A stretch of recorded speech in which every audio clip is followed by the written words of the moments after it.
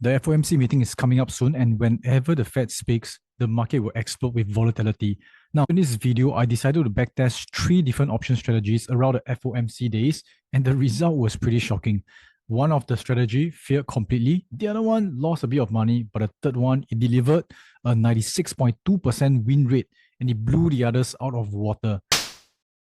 So at the date of recording this video, there's a federal fund rates announcement 2 days later. What I do is to Google for federal fund rates forex factory, and we can get all the historical dates. This is important to us because we're going to backtest what happens when we deploy different option strategies right before FOMC announced the fund rates. I am using Google Colab, and you see I've imported all the FOMC dates using what I've searched for in Google. It's all right here now, and that's where we're going to create the 3 option strategy. And let me explain them one by one. The first one, the long straddle. Second one, reverse iron condor. And the third one, iron butterfly. Now, for each of them, I will enter 2 days before the FOMC meeting just to compare what happens. I'll be using a 1-week options, about 2 to 5 DTE. The profit target is 100% of the premium, and the stop loss is 50% of the premium paid. For those who are new to options, this is what a straddle looks like. Simply put, the green color portion is profits and the red color portion is losses. The x-axis, we can see the SPX price. And if the price moves more than 1.3%, I'll be making a profit. If it drops by 1.3%, I will also be making a profit. So the hypothesis of using a straddle is to bet that FOMC will make the price move beyond 1.3%, and that's where we start to make money. This strategy is a debit strategy, meaning to say we are paying to buy a call and to buy a put, and that's the max loss we can get. This strategy will cost us about $7,900. The maximum profit, however, is infinite because it can go all the way up to the moon or all the way down to zero, in theory at least. The second strategy we are using is called inverse iron condor. So for this particular case, we are also buying a call and a put about 5% out. However, the difference is we are also selling an additional call and put to make the cost more affordable.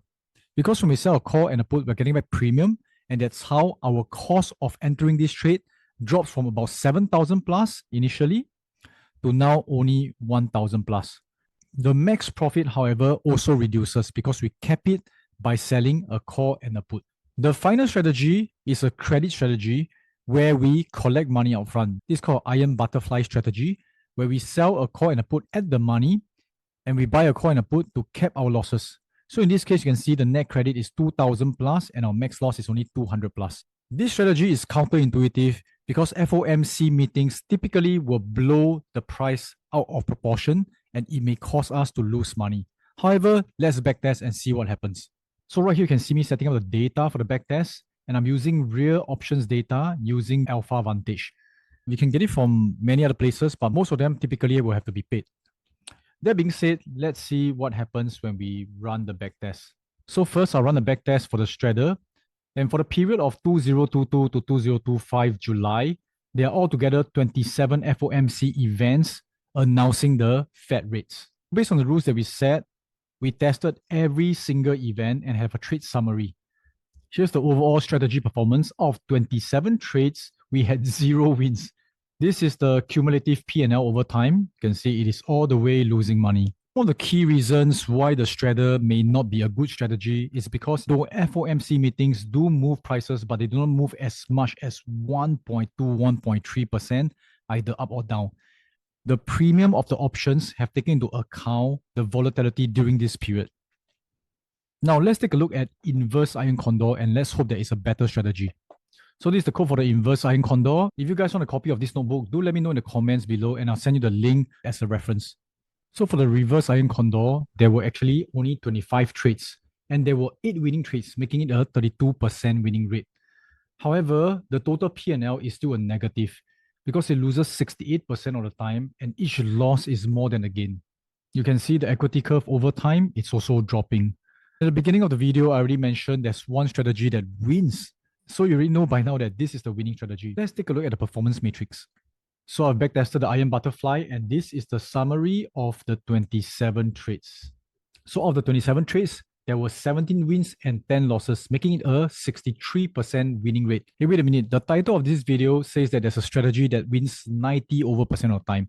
Don't worry, I'll show you how it happens. because we have not gone through optimization.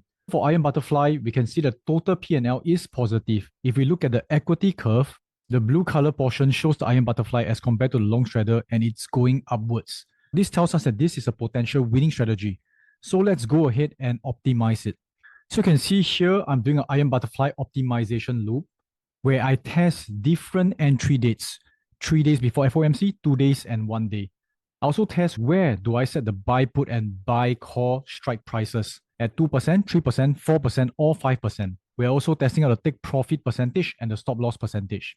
Let's run it through. We are testing out 108 combos, so this is taking out quite a bit of time. So after waiting for about 30 minutes, we have the optimization results. In short, the best parameters is 2 days before FOMC. We set 5% away from the price to buy the call and the put. 75% profit target, 25% stop loss. The win rate, 96.3%. Now at this stage, there's one more thing we need to do. Position sizing. Exactly how much contract should we commit to this particular strategy? I'm testing out 3 ways of doing position sizing. Number 1, fixed contract. Meaning to say, I will just test using 1 contract, 3 contract, 5 contract, 10 contracts. And this is based on an initial capital of $10,000. Second way of doing contract sizing is using percentage of capital. As I win and the capital increases, I'll be going into more contracts. But if I lose, I'll be reducing the contract. I'll be testing 1, 2, 5, and 10%. Now, the third way, which is the most sophisticated and supposedly the best way, is called the Kelly criterion. So we are using fractional Kelly sizing of 10% fraction, 25%, 50%, 75%, and full Kelly criterion. And after running through the loop and waiting for about another 30 minutes, these are the results. In short, if we just use 1 contract, 3 contract, or 5 contract, our $10,000 at the end of about 3 years will turn into $10,200, which is a 2.07 returns. CAGR 0.63. So you can see using fixed contract is not the best way to do that, because even up to 10 contracts is only about 5.9% CAGR. Sharp ratio seems pretty good. It's because of the low max drawdown due to the high winning rate. And even when we lose, the losing is not a lot. Now, when we use a percentage of capital, 1%, 2%, 5%, 10%, the returns, the results significantly improve. Even for 1%, the CAGR is 7.57, which is better than fixed contract. However, if we use up to 2, 5, or even 10%, the CAGR increase exponentially. Take note, when I talk about using 10%, it's risking 10% of our capital.